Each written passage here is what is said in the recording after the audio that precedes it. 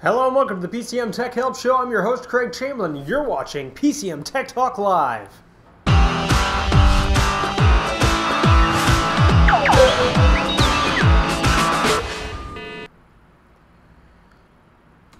That's right, PCM Tech Talk Live, where we talk live. Can you tell I'm not out of practice? I've been on vacation. Okay, so you're going to have to cut me a little bit of slack. This is the first episode for about a week and a half, and it's good to be back. I was reading the news, and oh my goodness, how long have I been gone? Facebook's going to hostile takeover of Android. This is all it takes, me to be gone for a week, and all of a sudden, hostile takeover. Facebook initiates a hostile takeover of the Android operating system. Terrifying. But will people use it? Will they use it? Are they going to use it? For those of you who are wondering, the Android device is Google's operating system. Essentially, it comes available on any Android phone, and Google and Facebook are going to go at war with each other to find out what actually happens within this. Before I get into that in too much detail, we are Tech Talk Live, where I have the best community on the internet. It's official. I was gone for a week, and you guys grew my community by 20 people. So we're up to 200 and almost 220, 210 people at the community. They're all chatting right now at the website. Awesome. At the live stream, pcmtechhelp.com/live will bring you to the live stream, and you can talk while we debut the show. And it's good to be back. I got to be honest with you. I needed the vacation. And so you guys are my hive mind, and you've been helping out a lot of people while I've been gone, and I really, really appreciate you. And don't forget to join the community at pcmtechhelp.com/community, and it's all on Google+. We love Google+, because we can share videos and free tutorials and awesome tech help and awesome, funny, hilarious animated GIFs or GIFs or GIFs. Chris Perillo calls them GIFs. Hi, Chris. I'm going to be doing a actual vlogger fair video here for Chris Perillo coming soon, and for those of you who want to harass Chris Perillo for me, feel free to do so at Chris Perillo at Twitter and say, hey, Craig thinks you're awesome, and he's going to do a vlogger fair video. Vlogger fair is essentially his huge convention of vloggers and bloggers such as iJustine, who else? The Soldier Knows Best. Obviously, he's going to be there. And a lot of really awesome people are going to be there. Very cool stuff. I'm excited about seeing what's going on there. So I wanted to go to it, and I can't. My kid's going to be born. I have a second kid on the way. So that's not going to happen. So let's talk about the Facebook hostile takeover of the Android phone. Now, it could be hostile. It could not be that hostile. Just depends on how you look at it.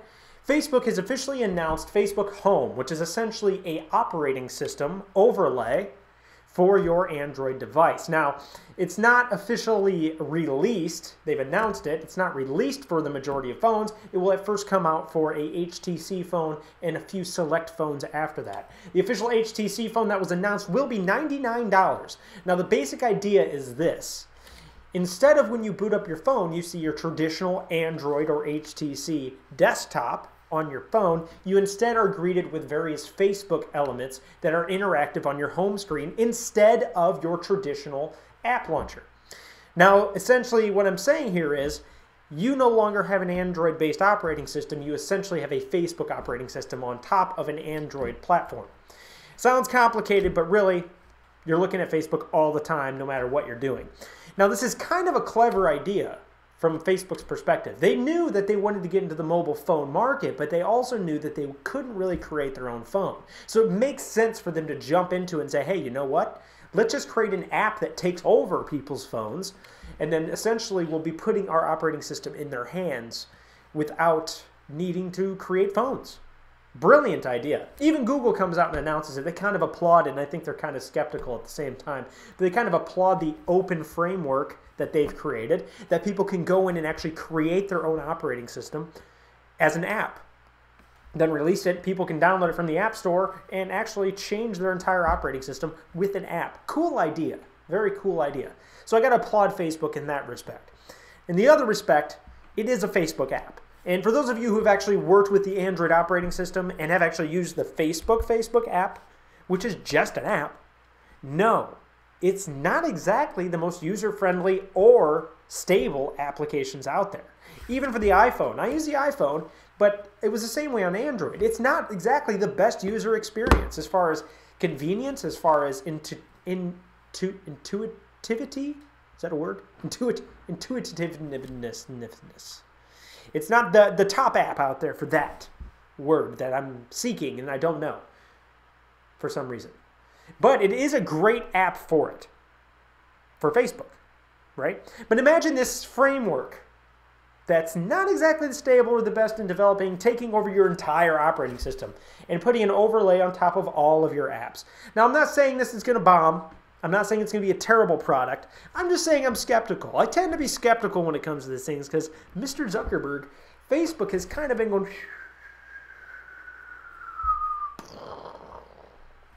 lately. So, actually, it's kind of an interesting just business model that they've decided to adopt. Very intrusive, changing the user interface quite a bit, but I do have to admit, pretty brilliant approach to this new Facebook application overlay. I want to know what you guys think. Of course, I'm in my chat room right now, and you guys can post your questions or comments right here in the show, and decide for yourselves what you want to do with the Facebook app, whether you would use it or not. I'm assuming that they wouldn't use it, my community. Of course, we love to try stuff. We love to experiment. But I would be skeptical as long as there's a good on-installation package that I can just say, hey, you know what? This isn't for me. I'll just remove it. As long as I can remove it and not worry about it destroying my phone, then I'll probably be cool with it. I'll try it. So I kind of think it's interesting. Captain Sue says it's a face-off. I get it. The Facebook face-off. Good one. I like that one, Compton. Thanks for all of your support, Compton Sue and Tom Prokes and Rebel and Rusty and everybody who was participating in the community while I was gone. Steve Wheeler as well. As I said, I couldn't really do a full upload of my videos. I created this awesome capability it's called Pinnacle Studio. And it's for your iPad. You can actually do full editing, create an awesome video with an awesome intro right from your iPad, do everything right in your iPad. And I had it, and it was amazing. It was working perfectly when I left. And then I got there, my upload speeds were like 1 megabit tops. And so I searched relentlessly for a solution to this problem, and I could not find one. And so I ended up creating a few videos, and I could not actually upload them. So that wasn't very fun. Not a very pleasant experience there. So Facebook, I applaud your ingenuity. I'd be curious to see how it pans out. You're the first one to do it, so you got that going for you. I think people will try it. I think people will try it, and I'm very curious to see how it works out. Google says Facebook Home demonstrates Android's openness, framing Apple as restrictive. Now, this has kind of been an ongoing battle of Android versus Apple, is who's the better of the two. And I have to say it is... That's when the video is supposed to cut out. Essentially, they're both completely different products for two completely different users. So many fanboys out there like, no, Android sucks. And here's why. It sucks. It sucks. No, there's nothing good about it. It's a crappy operating system. It's unstable. It's got crappy battery life. A lot of the apps don't work on it. There's not as many good apps.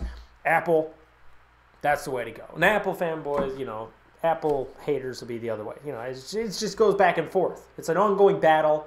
And then really, essentially, it comes down to this. What kind of user are you? And I go back to this, and my community and I go back to this time and time again. That's why I want you guys to join the community. If you have any questions, we try to be fair and unbiased when it comes to this stuff.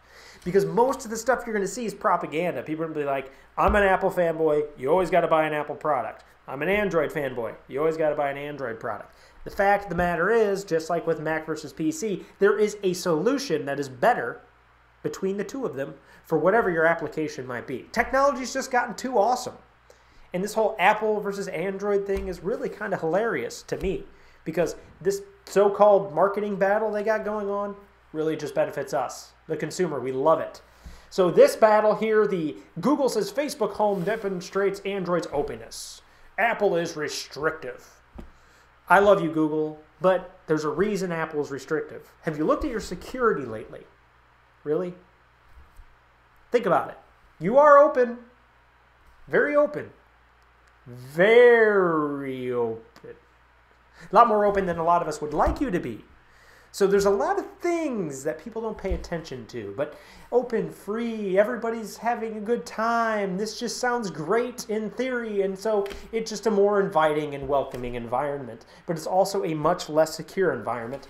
But that doesn't make Apple a better product all around, because Apple is extremely restrictive. You can't come up with a single solution that is available from Apple a lot of the time that can handle your situation and make it completely customizable for you, because Apple says, no, you can't change your browser. Not allowed. Nope, Safari. You like it and you'll love it and you'll use it whether you like it or not. That is your default browser. You can use a different browser, sure, fine, whatever. If you want to download that crap and use it, Apple's like, go ahead, try that crap out, but you're not going to set it to your default browser. Anytime you try to open a link, it's opening in Safari. And if you decide to jailbreak your phone, you're voiding your warranty, and we're going to send the Apple cops after you. What can you call an Apple cop? The Core? Whew, that was a bad one. I am all full of bad jokes today. Next, Apple adds age recommendations to the App Store. Speaking of restrictive, this is actually kind of a good idea. When you go to the Apple App Store now, if you've been to it lately, you will actually see an age restriction on the app. It'll give you the nice little age restriction. And I decided that if I was going to release an app, I'd make it mature. Because I think if people see a mature symbol on there, NC-17, they're going to be like, whoa, dude, I got to have this. This show is going to be epic win.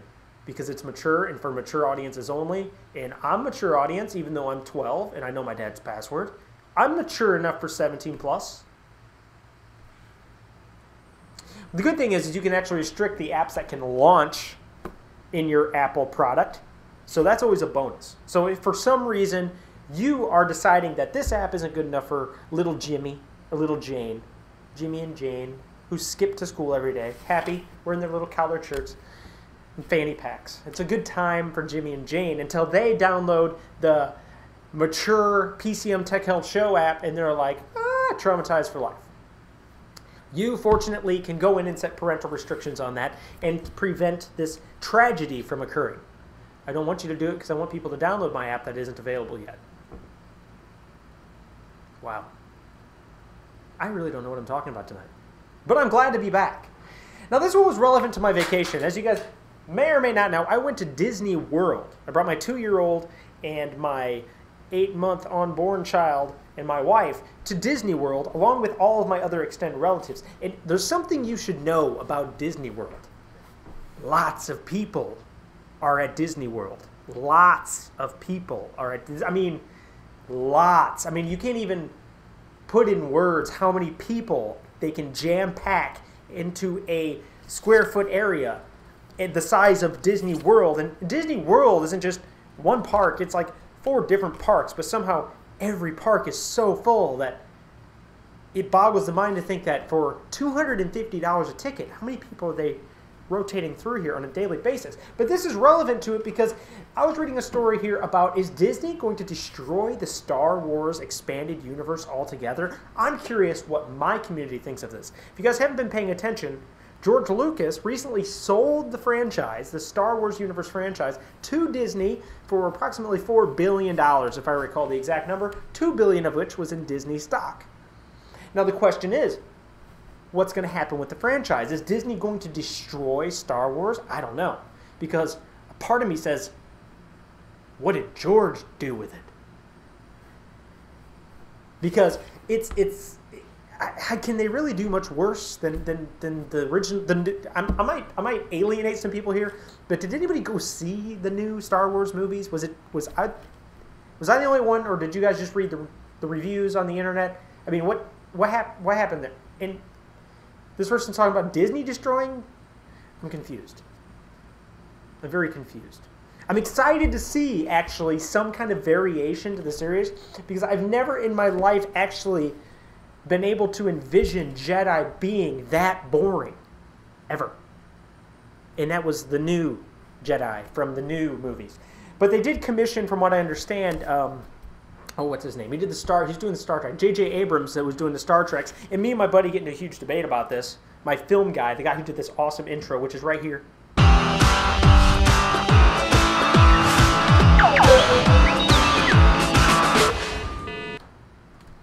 You know, I just realized I didn't play the full intro for you tonight.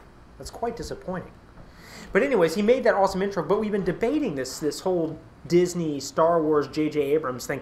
Will J.J. Abrams, and I want to know what the community thinks about it, will he be able to make Star Wars into something better, or will he just make it too dark and depressing and bleh? Because, I mean, Star Trek is awesome, but it's very dark and, you know, it's kind of like an anti-hero story where Jedi are kind of like clean cut.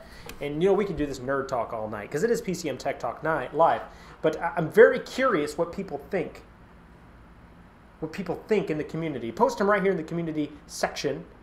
Everyone wants to know, are they going to destroy Star Wars? Is something worse going to happen out of Disney? Are they going to oversaturate the market with so much Star Wars that we're like, man, Star Wars used to be cool?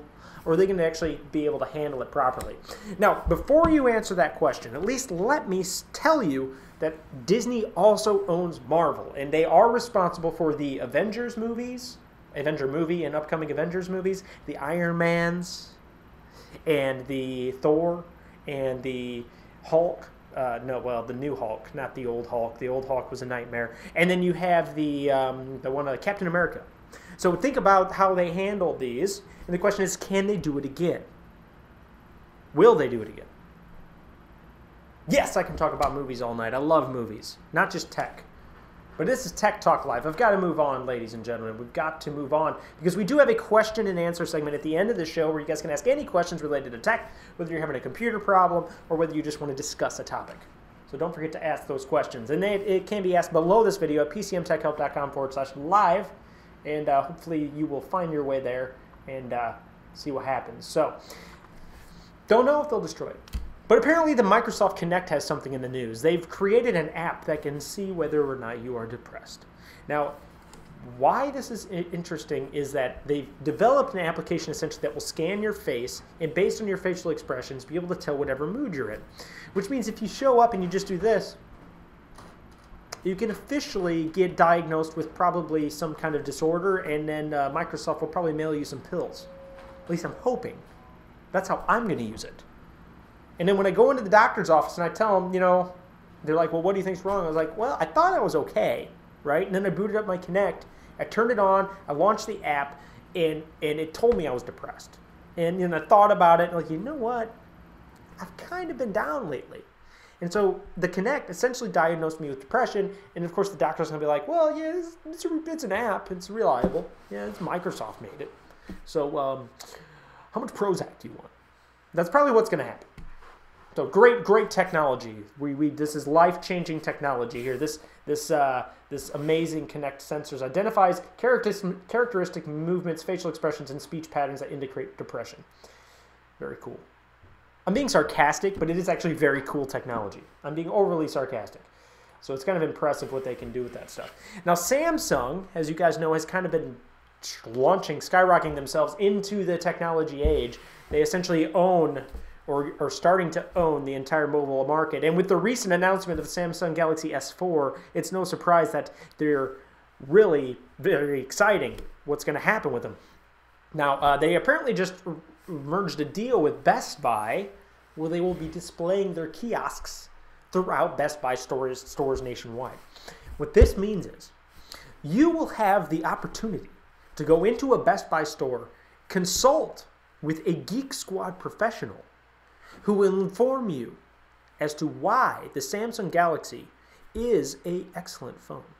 Because the Geek Squad experts know all. I mean, the only people smarter than the Geek Squad experts are the geniuses, the Apple geniuses, who have a genius bar, a whole bar where they sit. They're geniuses.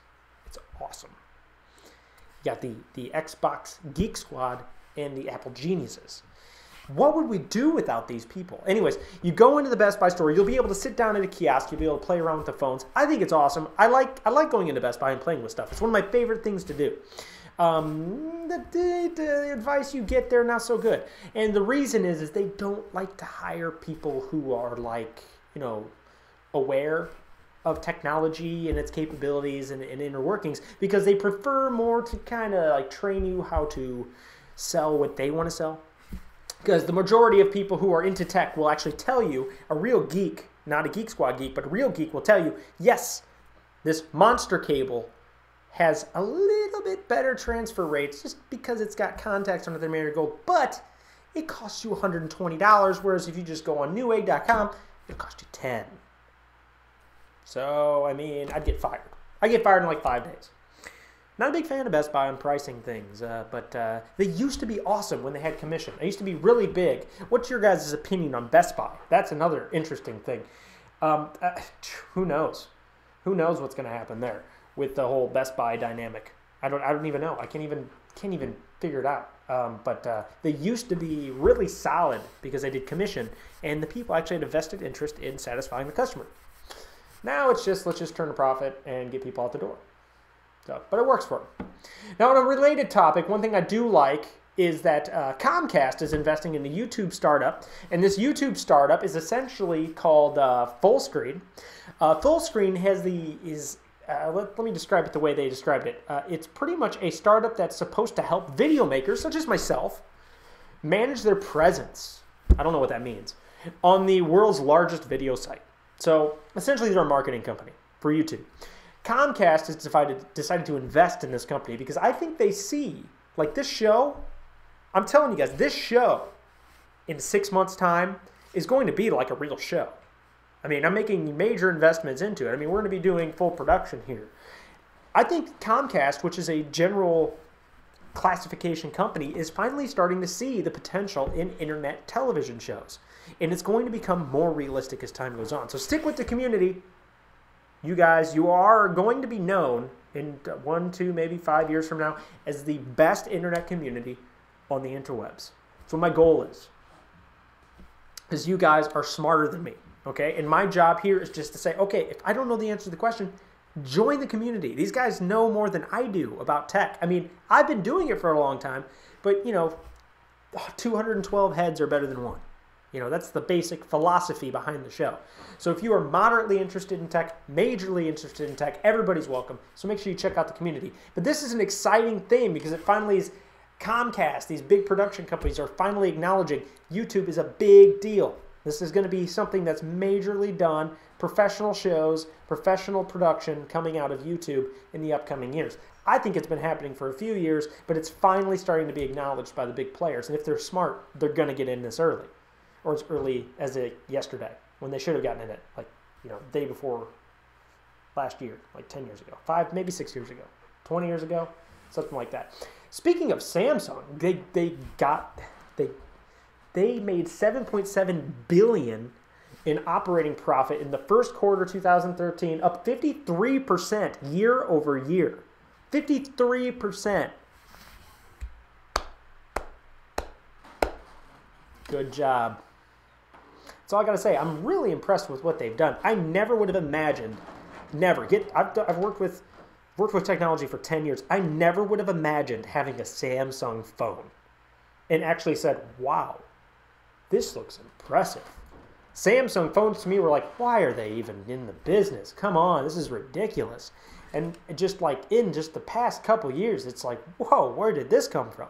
This company is just skyrocketing to the forefront. It's amazing what they've done, and I've got to applaud them, and I think they will continue to make this happen. So for those of you who are investors, you may want to look into it. I personally, I don't have any money, so I'll invest what I can, maybe $10, $15 out of my daughter's piggy bank. But other than that, there's not a whole lot I can do with this information other than say, hey, check out Samsung. They're making a lot of really good ideas come true, and they're probably going to keep doing that for the next at least 2 to 3 years, 4 years. It's a safe bet, in my opinion.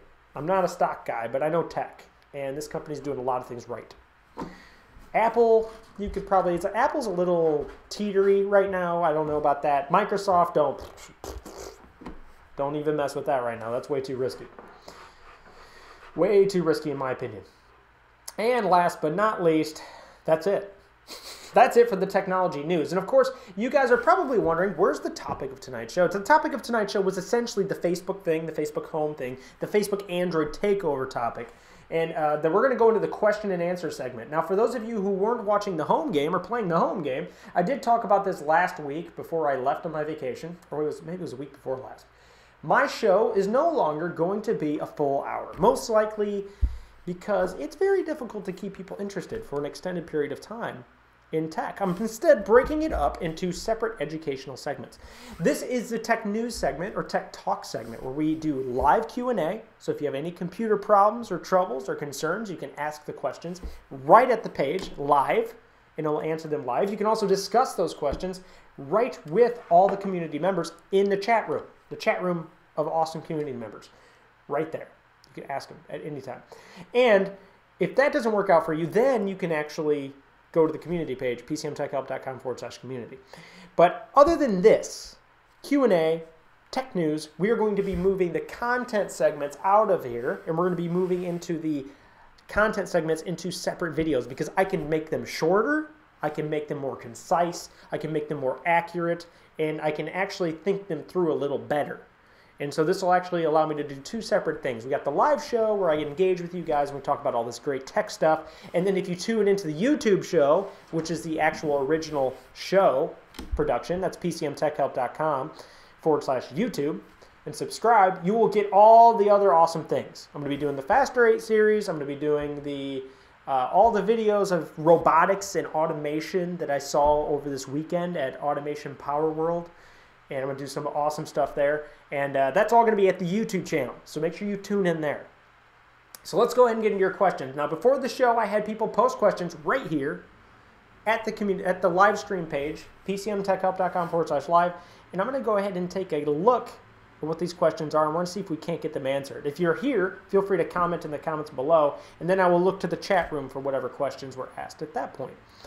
Tom Prokes asks, how do I access BIOS through the terminal? Now, I asked him to elaborate on this. The terminal is essentially, I asked him if it was the command prompt terminal, if it was a DOS terminal, or what kind of terminal he was referring to. Now, in his instance, he was wondering how to access his system BIOS from his command prompt, his Windows command prompt. Now, this created an interesting dilemma for me. And I think it did for him too. He ended up finding out what his solution was. But it's still a good question. BIOS is basically a basic input-output system. Okay, it's an operating system that when you turn on your computer, that screen flashes up in front of your face. It shows like a boot screen and it says press F2 to enter your BIOS settings or whatever. That's your initial configuration of your computer. It grabs your mouse, it grabs your keyboard, it grabs all of your ports and it assigns them hardware addresses. It grabs all of your screen and it properly routes all the information so that when your Windows or Linux or whatever operating system boots up, it can connect to those devices. That's your BIOS. So when you're talking about trying to connect to the BIOS through Windows, you're already in Windows. So it's very difficult to go backwards into the BIOS when you're already in Windows. Now there are some like advanced configuration settings you can try to do. Most of them will be in like the msconfig. If you press start, run, type in msconfig and press enter, you can go to the startup tab and you can change the way your system boots up. Very seldomly do you get a decent BIOS, straight shot BIOS configuration there because your BIOS is dependent on the motherboard manufacturer and that changes from manufacturer to manufacturer. So most of the time if you need to get into your system BIOS, you need to find out what the boot screen key is. That press F2 to enter BIOS, press escape. I've seen F8, I've seen delete, I've seen F4, I've seen what other one? A home screen key one time. There's a lot of different ways to enter into your system BIOS. 9 times out of 10, you cannot get to it through Windows. Maybe a 99% of the time, you can't get to it through Windows. Or a command prompt, for that matter. So, something to consider. If you ever need to enter your BIOS, that's where you change your boot order, like whether it boots up your flash drive first, or your CD-ROM drive, or your USB drive, however you want to do it. Yeah, that's basically it. Or your hard drive, obviously. It lets you choose the boot orders. It also lets you go in and change your graphics settings. You can do overclocking on some systems depending on the motherboard. So that's a good question. Good question. BIOS is kind of a confusing thing to a lot of people, so if you have any other questions, feel free to post them as well. Ramsey Elmawordy, welcome back, Ramsey. Good to have you with us. What is your opinion, point of view, perspective on the current rise in popularity of the Linux operating systems in just the past year? I think it's really cool to see people branching out. I think the rise of Linux is a two-tier thing. Okay, it's a merger of two different cultures that has kind of been streamlined due to younger generations being more comfortable with tech and the usability of Linux being simplified. And so you're kind of getting this cool little overlap where these young techs are so used to Windows and they've grown up with it and they've grown up with all these other tech-related activities and technologies that they're more about experimenting because they're so comfortable with it.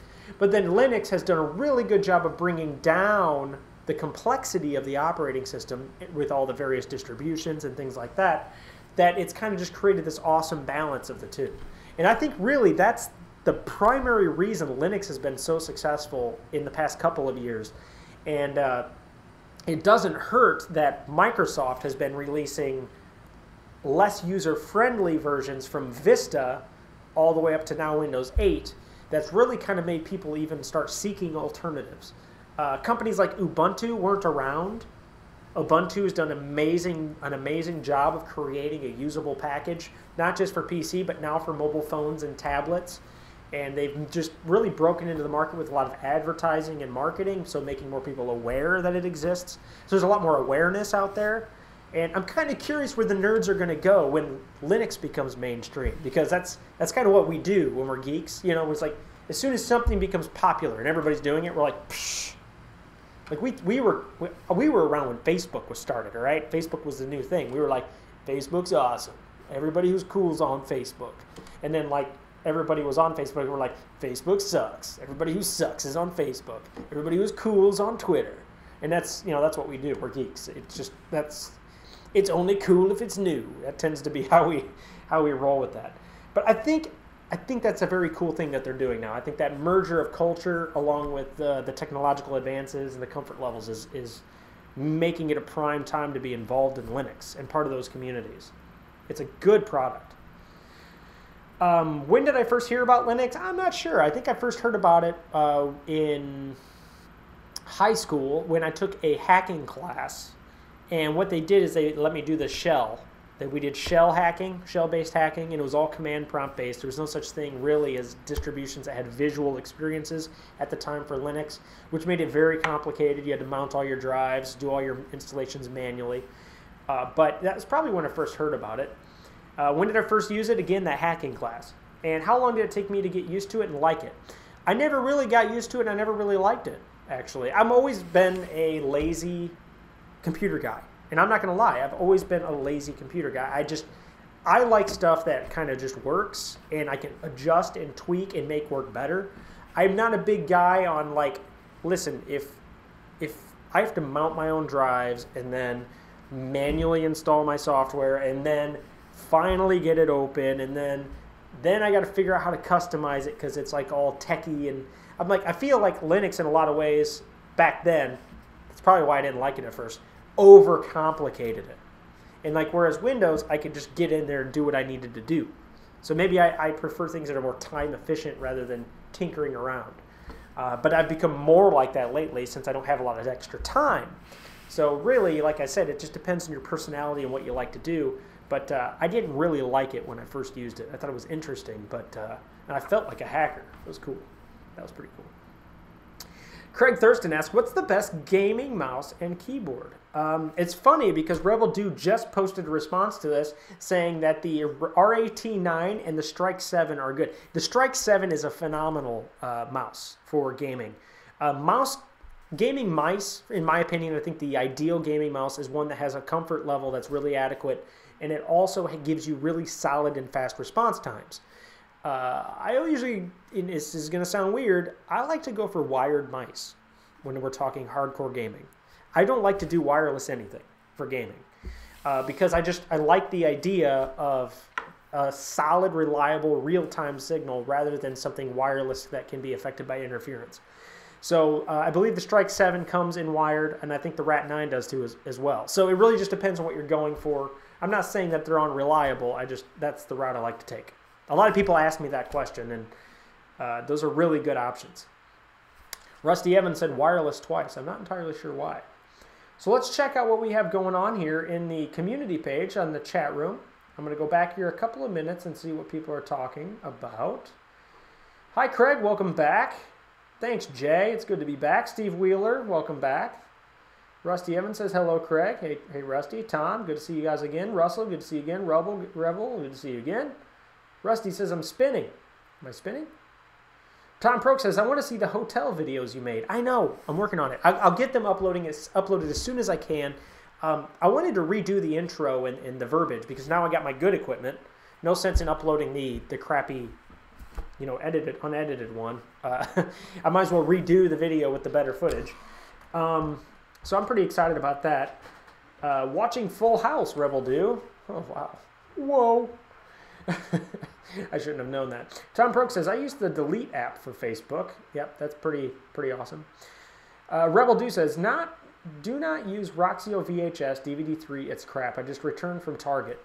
I've never been a big fan of Roxio. Roxio made great products back in the 90s, but it's been a long time since I've seen them. Rebel Do says, so Craig, did Disney have some new tech robots? Actually, yeah, they did. They had some really cool, obviously you can see the Hall of Presidents, which has tons of, every president, okay, of the United States is there. And then, it opens it up, and they're all robots, okay? But they got human animatronics in them. And it's amazing what they do. I had a special appreciation for, they had ambient movements of every single president that was sitting out there while one was talking. So the spotlight would show up on one of them, and he would start saying, 7 years ago, or whatever. And all the other robots would be they'd look at the other guy next to him, they'd nod at him or something, or they'd lean over and act like they're talking to him. And so they had all this ambient movement, or they'd just sway, like normal human beings swaying movements. And to have 50 different robots simultaneously during an entire show program to do this is just fascinating. It's an amazing thing to see, especially if you're a tech guy. You just, wow. There was also, this was at Universal Studios, there was a Thomas Kincaid one, which was kind of cool. Not Thomas Kincaid, there was a Kincaid Disaster Studios where you walked through and made a disaster film. And it was Christopher Walken, and he was up on stage, and he would interact with the host. And it was quite fascinating because he would be projected on the screen, but the host could walk around, and he'd walk around the stage as a projection. So it looked almost like a hologram, but he was talking to the live attendant, and it was really kind of cool to see them interact. Another really cool thing they did is the Monsters Inc. laughing floor, and it was a 3D Pixar movie on a big stage. So it was like a Pixar stage, like a comedy stage of a comedy club, and each monster would come up and they would tell jokes, but they could interact with the community. So they had to have some kind of a production studio behind the scenes where they could make the robots move and interact and make different facial expressions based on what a voice actor was saying into a microphone. And so that was crazy. I have no idea how they really did that. I can only just have theories on how they did that. But there was a lot of really cool things like that. Because I'm a big tech guy, so I see this kind of stuff and I'm like, wow, that's really quite impressive what they're capable of doing. So good question. So I had a good time. It was a very interesting thing to see. J. Ray K says, are there 32-bit processors that are compatible to install x64 Windows versions? No. And the reason I say this is it's kind of a trick question you're asking, because x64 is usually backwards compatible because x64 has a 32-bit emulator in it. 32-bit can't natively support 64-bit. There's just not enough data there. There's not enough memory in the processor, not enough bit space in the processor to handle those kinds of applications. You could theoretically install a 64-bit virtual machine onto a 32-bit, but I would have to try it just to find out for sure if it could properly emulate it without the bit range available. I would guess it can't, but I could not actually verify that 100%. But I would be leaning more towards no, even with virtualization. You probably cannot emulate, if you're on a 32-bit host operating system, you probably can't emulate a 64-bit VirtualBox on top of it. Tom Proke says no. So he agrees with me. Rebel Do says, anyone going to watch Evil Dead tomorrow? If you're talking about the new one, I would like to call blasphemy on that because I'm a huge Bruce Campbell fan and very disappointed that they're doing a remake. Bruce Campbell might be excited about it. I don't know. Maybe he is. Maybe he isn't. And if you like Bruce Campbell, watch My Name is Bruce. You will not be disappointed. Compton Sue says, late. See you, Compton. Have a good day. Rebel says, yes, Disney's going to destroy Star Wars. Disney closes LucasArts. Future of Star Wars 1313 and others is uncertain. Well, LucasArts, honestly, I don't think ever really gave us much worth working with. And it could be argued. I mean, if you look at the gaming that came out of LucasArts, I mean, really, you had to look pretty hard to find a great Star Wars game. So I'm really not that disappointed in the disassembly of it. I'm a Star Wars fan. Don't get me wrong. I love the franchise. I love everything about it. I love the lore. I think it's been set up so perfectly that everything they make should be easy to succeed at. And I think every time they've done something, it's failed in a disastrous way, in my opinion. It's failed to live up to the potential. And so I just want to see something fresh, some new ideas. So I could be wrong. It just depends on how they handle it. But if they do it anything like they did Marvel and all that, I think it might be awesome. It just depends on how they handle it. Tom Proke says, what do you think about my installing an OS for one PC and putting the drive in another PC and it works? Well, it depends on the PC you put it into. This does happen from time to time. If you install, what he's talking to, Tom is, what he's referring to is when you install an operating system like Windows or Linux or Unix onto a hard drive, it reads your hardware. So it reads your motherboard, it reads your graphics card, it reads your mouse, your keyboard, all this information, and then it installs it into that operating system and stores it into that operating system's core registry files and device files. What can happen, but doesn't always happen, is if you pull that hard drive out and stick it in a completely different system, boot it up, your computer will never start again. Okay, you'll get like a looping blue screen, or you'll just get random crashes or random hangups, and nothing will work. Or sometimes, occasionally, you can boot it up and it'll actually have no problem. I've done this before. It'll actually have no problem booting it up. Another cool thing you can do, and I don't know if you did this, Tom, maybe you did, is after you've put it in a new operating system or a new computer, an existing hard drive into a new computer, you can actually boot in safe mode and remove a lot of those core devices. Then reboot in standard mode, and then it can reinstall a lot of those drivers manually. And it's kind of like a trick you can try, but there's no guarantee it's going to work. It just depends on the drivers that were installed at the time. So it's really cool, it worked out for you. It just doesn't work out 100% of the time. Why does Windows calendar year end at 2099? Maybe they don't have the confidence of surviving beyond that point, or maybe they made a lot of money in the Millennium Scare of 1999. You guys remember that, the Millennium Scare? Freaky. That one was scary. Kevin Bragdon says, I have Komodo Firewall running Windows 8. When I try to install an app from the Windows Store, it will not work because it says Windows Firewall is not turned on. Help! I do not want to run Windows Firewall. Well, that's interesting. I have never actually seen that. Unfortunately, I don't have a lot of experience in the area of using the Windows 8 app market on Windows 8. I'm guessing what they're going to make you do, unless you can somehow bypass this, and I'm sure that's what you're asking me. On the fly, off the top of my head, I can't answer that. Great question for the community, Kevin. And I know you're an active member there, so I would post it there so I can spend more time on it, take a look at it. But in the meantime, you'll probably have to disable Komodo and re-enable Windows Firewall to download your apps, and then you can disable Windows Firewall and re-enable Komodo. But I don't blame you for not wanting to use Windows Firewall. I'm guessing that you can maybe use your user account control or user access control. You can modify that setting maybe to reduce your security levels so that you can actually go in and download apps without it, or go into the configuration of the App Store and modify the security levels there, privacy settings there, or you can go into your user profile and edit them there. But something there in your privacy or security settings likely needs to be either disabled or reduced as far as security levels are concerned. Off the top of my head, I don't know, but if you post a question at the community, pcmtechhelp.com/community, hopefully I can get it answered for you in a timely manner, or one of the awesome other community members can. Kevin Bragdon says, I thought it's not as secure. Okay. Just turn on temporarily Windows firewalls, what Compton suggests. It's what I suggested. Rebel Crew says, Bruce Campbell and the original old directors directed the new Evil Dead. Now I'm interested, but I don't know why he would do it. I love Bruce Campbell. If you haven't seen Burn Notice, go check it out. Burn Notice is awesome. Very awesome. Rebel Dew says, Craig, what do you think about the kind of OS Disney uses for their robots? What do you think? What kind of OS Disney uses for their robots? It depends. I don't even know if they use an operating system. Well, they probably use Windows. It just depends on the software that they're using. I know there's an IR robotics utility from ABB that's very popular in robotics. But it really, I don't even know what the mainstream robotics software is for that, for like animatronics, for things like that. I just haven't gotten in that much detail about it. I would think they use Windows because most software developers now who are in the industrial world don't develop anything for Mac.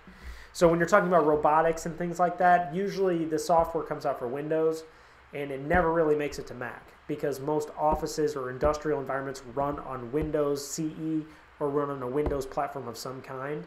And I'm talking in the industrial sector exclusively. That's actually where my day job is at. I do applications engineering there. So I would guess it's going to be Windows. I just don't know what software application they would use. They probably use their own. Disney probably has their own proprietary software that they use for that stuff, for all I know. So I see no other questions, so speak now or forever hold your peace. And I appreciate you guys tuning in tonight. I know it's Thursday already, so we got to cut it out for the weekend, but stay tuned over the week because remember, like I said, all of the new content will be pushed out directly to YouTube. That includes all the tutorials, reviews, how-to, guides, and things like that. Now, one thing I want to do real quick before I go is I want to make sure that I get the proper intro showing up here for you guys who haven't seen it. So I'd like you guys to see it. Actually, you probably have all seen it. Let's go ahead and not segue into that. So thank you guys for coming out and stay tuned. I'm kind of curious what's going to happen with the Facebook debacle. I don't know how many computers or Android operating systems they will be taking over. But it kind of makes you wonder, did Google make the right decision making their operating system open? Or is it inevitably doomed to have other people create operating systems that take over the Google operating system? Time will tell whether this was a good move or not. So thank you guys for coming out. I will see you tomorrow. No, wait. I will see you on Monday or in my videos at the YouTube live stream. I will hopefully see you at the community because if you haven't joined yet, make sure you join. Have a good one, guys.